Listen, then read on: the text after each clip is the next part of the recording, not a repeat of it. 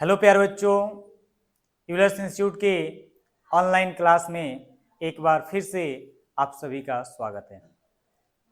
आइए प्यारे बच्चों, आज हम लोग क्लास 10th का फिजिक्स का लेक्चर नंबर 10 देखने वाले हैं। प्यारे बच्चों, पिछले वीडियो में हम सब क्या पढ़े थे? तो हमने देखा था अवतल दर्पण द्वारा प्रतिबिंब का बनना। अवतल दर्पण द्वारा प्रतिबिंब का बनना यानी अवतल दर्पण में टोटल 6 कंडीशन था, जिसको हमने क्या किया था, एक एक करके देखे थे।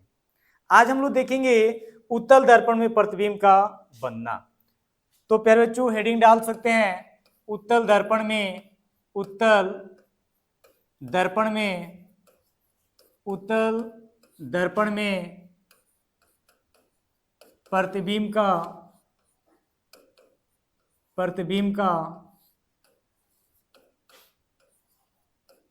बनना। उत्तल दर्पण में प्रतिबिंब का बनना। ध्यान दीजिएगा प्यारे बच्चों, आज का जो वीडियो होगा छोटा वीडियो होगा, क्योंकि उत्तल दर्पण में जो प्रतिबिंब बनते हैं दो ही स्थिति में बनते हैं। तो आइए एक एक करके दोनों को समझने का प्रयास करते हैं। ध्यान दीजिए, पहले समझ लेते हैं। हमारे पास एक उत्तल दर्पण है।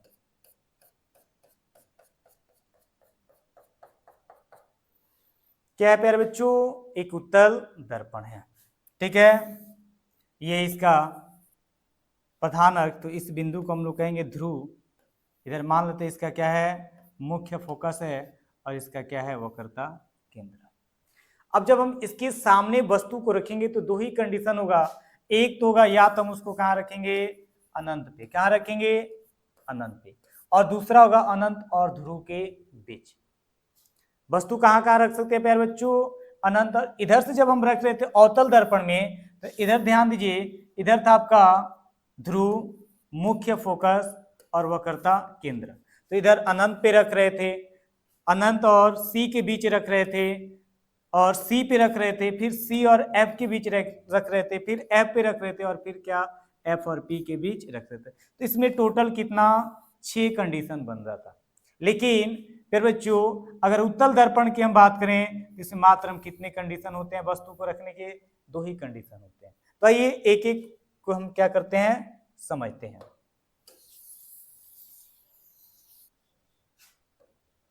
चलिए, तो ध्यान दीजिएगा, एक नंबर में हम समझेंगे, कह सकते हैं जब वस्तु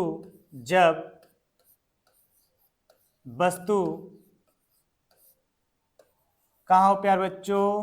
तो जब वस्तु अनंत, इनफिनाइट पर क्या हो, स्थित हो। अनंत पे क्या हो, स्थित हो। जब वस्तु कहाँ हो, अनंत पर स्थित हो।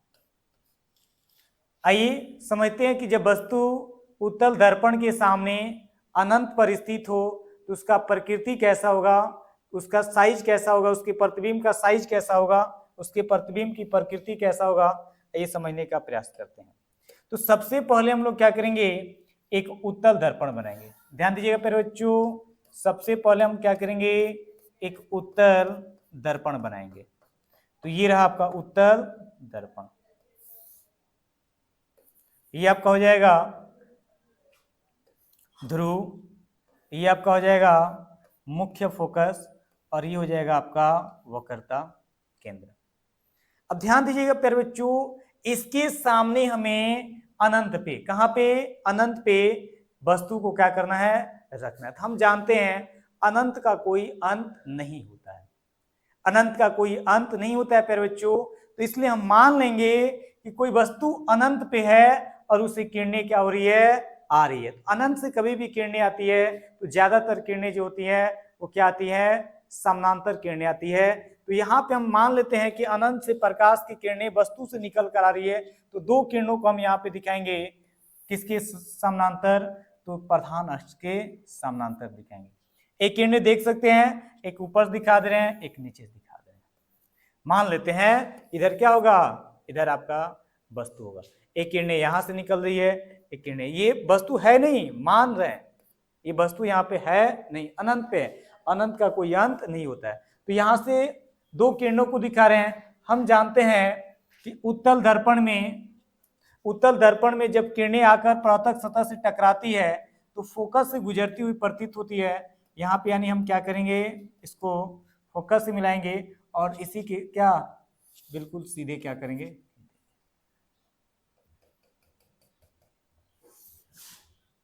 कुछ इस तरीके से किरणें क्या होंगी, परावर्तन के बाद गुजरेंगी। अब हम देख रहे हैं कि इस किरणों को अगर आगे की तरफ बढ़ाएं तो ये कहीं भी किरणें एक दूसरे को प्रतिच्छेद नहीं करेगी।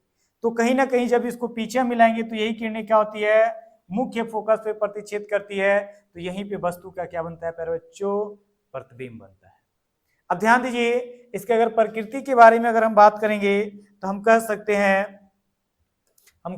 हैं इस स्थिति में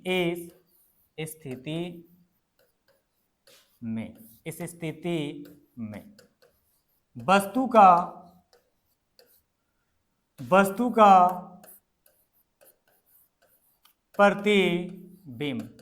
का प्रतिबिंब। ध्यान दीजिएगा प्यारे बच्चों, हम यहाँ पे देख रहे हैं कि जो किरणें हैं डायरेक्ट रूप से नहीं, इनडायरेक्ट यानी मिलती हुई प्रतीत हो रही है। क्या हो रही है, मिलती हुई प्रतीत हो रही है। तो हम कहेंगे वस्तु का प्रतिबिंब जो होगा आभासी। क्या होगा, आभासी, यानी या इसको हम कह सकते हैं काल्पनिक कर सकते हैं। क्या कर सकते हैं, काल्पनिक कर सकते हैं, काल्पनिक। क्या कर सकते हैं, काल्पनिक।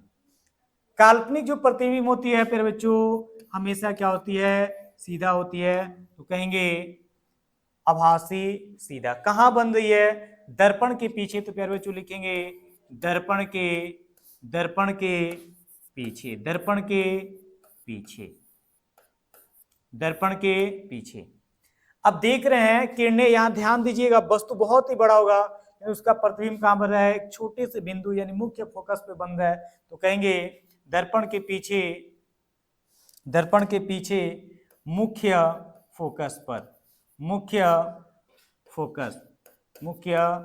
फोकस, चाहे तो कोष्ठ में लिख सकते हैं F। मुख्य फोकस पर वस्तु से बहुत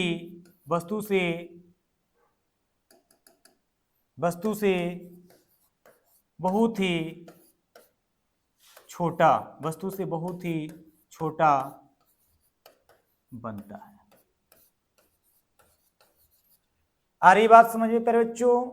हम कह सकते हैं कि जब उत्तल दर्पण के, कौन से दर्पण के प्यारे बच्चों, उत्तल दर्पण के सामने अनंत पे जब किसी वस्तु को रखते हैं तो इसका जो प्रतिबिंब होता है वो क्या बनता है, आभासी बनता है। क्या बनता है, आभासी बनता है। क्या बनता है, सीधा बनता है। कहां बनता है, तो दर्पण के पीछे बनता है। किस पे, तो मुख्य फोकस पे बनता है और वस्तु से बहुत ही क्या बनता है, छोटा बनता है। आ रही बात समझ में? तो आप इसको नोट कर सकते हैं। बढ़ते हैं अगले कंडीशन की ओर। कंडीशन नंबर 2 है, ध्यान दीजिएगा, कंडीशन नंबर 2, जब वस्तु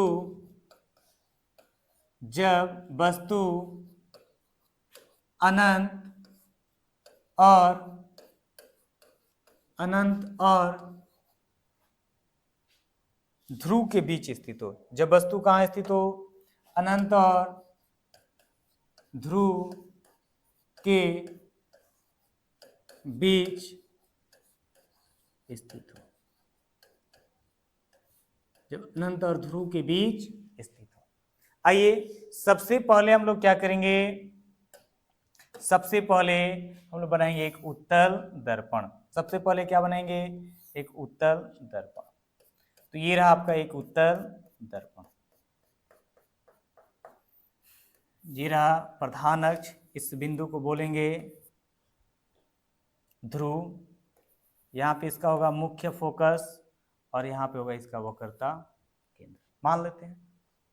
अब ध्यान दीजिए प्यारे बच्चों, हमें वस्तु को कहाँ रखना है, तो रखना है अनंत। कहाँ रखना है, अनंत और ध्रुव के बीच। तो ये आपका ध्रुव और इधर होगा अनंत। तो एक काम करते हैं, यहाँ पे इसको डॉट डॉट से दिखा देते हैं और यहाँ पे एक वस्तु को हम क्या करते हैं, रख देते हैं।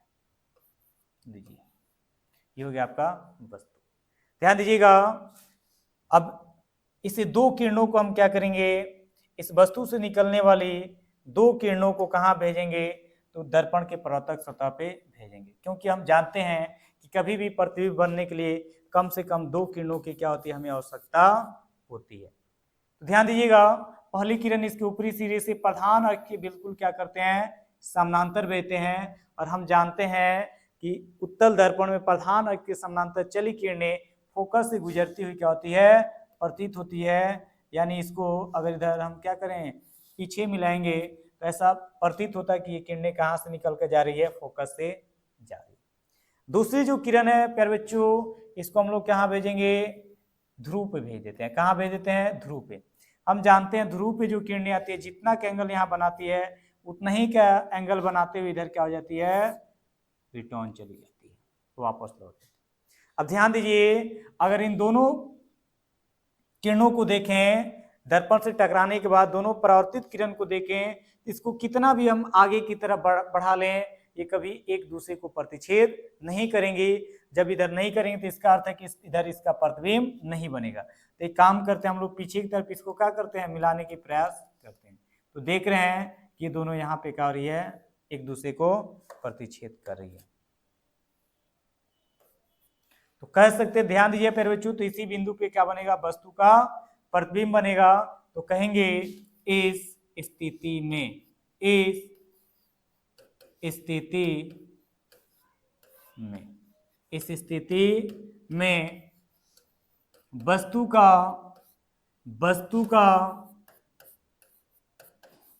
प्रतिबिंब वास्तविक, वस्तु का जो प्रतिबिंब होगा, देख सकते हैं प्यारे बच्चों, डॉट डॉट लाइन से बन रही है। तो क्या कहेंगे, वस्तु का प्रतिबिंब आभासी, क्या कहेंगे, आभासी सीधा, आभासी सीधा दर्पण के पीछे, आभासी सीधा दर्पण के पीछे वस्तु से छोटा बनता। अरे बात समझ में, आप कहीं भी रख लीजिए, आप उत्तल दर्पण के सामने एक चीज और लिख लीजिएगा, यहाँ पे थोड़ा सा छूट गया है, इसकी स्थिति को दर्शाइएगा। तो कह सकते हैं कि ये ध्रुव कहाँ बन रहा है जी, ध्रुव यानी P और क्या, मुख्य फोकस यानी F के क्या बनेगी, ये जो प्रतिबिंब बनेगी हमेशा P और कहाँ, F के बीच बनेगी। तो ये बात भी इसमें आप क्या कर सकते हैं, जोड़ सकते हैं।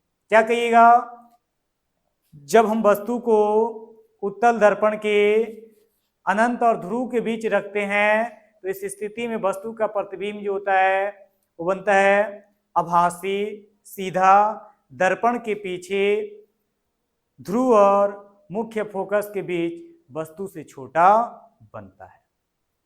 तो आ रही बात समझ में, चलिए आगे बढ़ते हैं। तो कुल इसमें दो ही कंडीशन होता है। अब ध्यान दीजिएगा, यहाँ से बोर्ड एग्जाम में क्वेश्चन बन सकता है कि किस दर्पण में हमेशा क्या वस्तु से छोटा प्रतिबिंब बनता है या हमेशा आभासी प्रतिबिंब बनता है, ठीक है ना। तो ध्यान दीजिएगा, अगर छोटा की बात करेगा तो अभी आप देखे हैं कि दोनों कंडीशन में वस्तु का जो प्रतिबिंब बना है क्या बना है, छोटा। तो इसका आंसर क्या हो जाएगा, उत्तल दर्पण में। अगर आभासी की बात किया जाए तो आभासी आपका उत्तल में भी बनता है और समतल दर्पण में भी बनता है, ठीक है ना। अगर वस्तु के बराबर कहा जाए कि किस दर्पण में प्रतिबिंब आभासी और वस्तु के बराबर बनता है, तब कहिएगा समतल, और कहिएगा कि प्रतिबिंब आभासी और क्या छोटा बनता है तो कहिएगा दर्पण कौन सा होगा, उत्तल।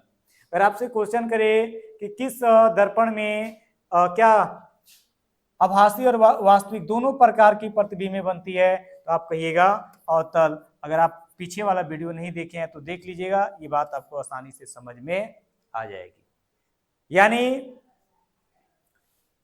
चलिए आगे बढ़ते हैं, ठीक है ना। समतल दर्पण में भी देख लेते हैं कि समतल दर्पण में किस प्रकार प्रतिबिंब बनता है।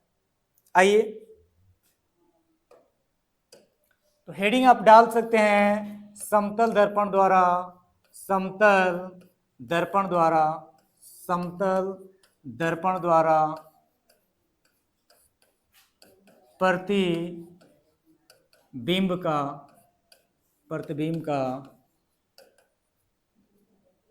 बनना, समतल दर्पण द्वारा प्रतिबिंब का बनना। पर बच्चों समतल दर्पण को एक सीधी लाइन खींचेंगे, इधर क्या कर देंगे, कलई। इसका अर्थ है कि इधर से हम क्या किए हैं, कलई किए हैं। ये आपका समतल दर्पण। अब हमें एक प्रतिबिंब इसके सामने वस्तु को रखना है। इसमें एक ही कंडीशन होता है, ध्यान दीजिएगा। इसमें क्या होता है, एक ही कंडीशन होता है, ठीक है ना। इसलिए इसकी कंडीशन को हम लिख नहीं रहे हैं। समतल दर्पण में कहीं भी वस्तु को रखिएगा, ठीक है ना, एक ही कंडीशन होगा। तो इसमें चलिए इसके सामने एक वस्तु को हम रख रहे हैं यहाँ पे। आप सब ऐनक के सामने खड़ा होते हैं, ठीक है ना। सेम उसी तरह यहाँ पे एक वस्तु है, ठीक है ना, और इसके सामने जस्ट क्या है, एक समतल दर्पण है। ध्यान दीजिएगा, यहां से हम इसके ऊपरी सिरे से, ध्यान दीजिए क्या करेंगे, इसकी ऊपरी सिरे से क्या करेंगे, एक किरण भेजेंगे, बिल्कुल यहाँ पे 90 डिग्री के एंगल पे। चलिए एक किरण यहाँ पे भी हम भेज दे रहे हैं, यहाँ पे। अब एक किरण हम यहां से क्या करेंगे प्यारे बच्चों, यहाँ पे भेजेंगे। हम जानते हैं ये 90 डिग्री के एंगल पे किरणें जा रही है, तो यहाँ पे ये पुनः इसी पे क्या हो जाएगी, वापस लौट जाएगी। ये भी किरणें अगर 90 डिग्री के एंगल पे जा रही थी, पुनः यहीं पे वापस लौट जाएगी। अब ध्यान दीजिएगा, ये जो किरणें भेज रहे हैं, ठीक है ना, तो जितना का एंगल यहाँ पे बन रहा है, अगर यहाँ पे अभिलंब डाल दें उतना ही का एंगल बनाते हुए ये वापस क्या हो जाएगी, इधर। एक किरण प्यारे बच्चों हम यहाँ से इधर भेज दे रहे हैं, ठीक है। तो हम जानते हैं कि जितना का यहाँ पे एंगल बना हुआ है, चूंकि ये लंब का काम कर रहा है, तो इतना ही का एंगल बनाते हुए ये किरणें इधर वापस लौट जाएगी। आ रही बात समझ में। अब हम क्या देख रहे हैं कि इस वस्तु से निकलने वाली जितनी भी प्रकाश की किरणें हैं, दर्पण से टकरा कर जब इसका परावर्तन हो रहा है, तो कोई भी किरणें एक दूसरे को प्रतिच्छेद नहीं कर रही है, यानी इसका प्रतिबिंब इधर सामने बनने वाला नहीं है। तो चलिए इसको हम पीछे क्या करते हैं, मिलाने का प्रयास करते हैं।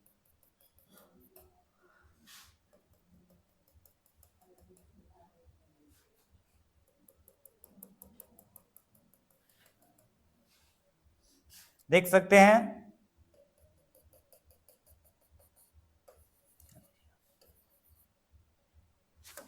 दोनों यहाँ पे प्रतिच्छेद करिए, इसको हम क्या कर देंगे, मिला देंगे।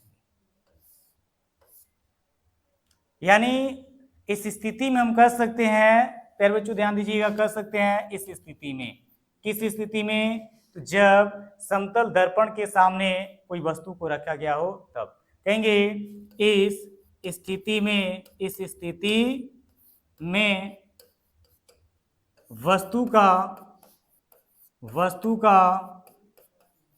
प्रतिबिंब, वस्तु का प्रतिबिंब। आप देख सकते हैं इधर तो किरणें कहीं प्रतिच्छेद नहीं कर रही थी, जब इसको हमने पीछे मिलाया तो किरणें क्या कर रही थी, प्रतिच्छेद की, तो यानी इसका प्रतिबिंब यहाँ बनेगा। और ये प्रतिबिंब कैसे बन रही है, किरणों के डॉट डॉट लाइन से बन रही है, तो कहेंगे प्रतिबिंब क्या होगा, आभासी होगा। क्या होगा, आभासी। आभासी हमेशा क्या होता है, सीधा होता है, तो कहेंगे आभासी सीधा दर्पण के, क्या कहेंगे, दर्पण के पीछे, दर्पण के पीछे, दर्पण के पीछे उतनी ही दूरी पे बनती है, क्या कहेंगे, उतनी ही दूरी पर, उतनी दूरी पर बनती है, उतनी दूरी पर बनती है जितनी दूरी पर वस्तु को, जितनी दूरी पर वस्तु को रखा जाता है। और एक बात और ध्यान दीजिएगा प्यारे बच्चों, और जो प्रतिबिंब की साइज होती है वो भी क्या होती है, समान होती है। ये भी बात लिख देंगे, यानी वस्तु के बराबर ही क्या बनता है, प्रतिबिंब बनता है। तो आ रही बात समझ में, कह सकते हैं कि समतल दर्पण में किसी वस्तु का प्रतिबिंब आभासी सीधा वस्तु के बराबर, वस्तु के दर्पण के पीछे जितनी दूरी पे दर्पण के सामने वस्तु को रखा जाता है उतनी ही दूरी पर हम उस दर्पण के पीछे वस्तु का प्रतिबिंब बनता है। अगर आप किसी ऐनक के सामने खड़ा होइएगा तो जितना आप अगर आगे चलिएगा तो आपका प्रतिबिंब भी आगे चलता है, आप पीछे चलिएगा तो आपका प्रतिबिंब भी क्या होता है, पीछे चलता है। और जो आपका साइज होता है वही सेम साइज क्या होता है, उसके पीछे प्रतिबिंब बनता है। तो कुछ इसी तरीके से ध्यान दीजिएगा, आपके शरीर से प्रकाश की किरणें कुछ इसी तरीके से निकलती है और उसका परावर्तन होता है और फिर आपके शरीर का प्रतिबिंब उसके पीछे बनता है। आई होप आप सभी को आज का क्लास समझ में आया हो। तो मिलते हैं अगले क्लास में, ठीक है ना, और नए कंसेप्टों के साथ। तो आज के लिए दैट्स ऑल।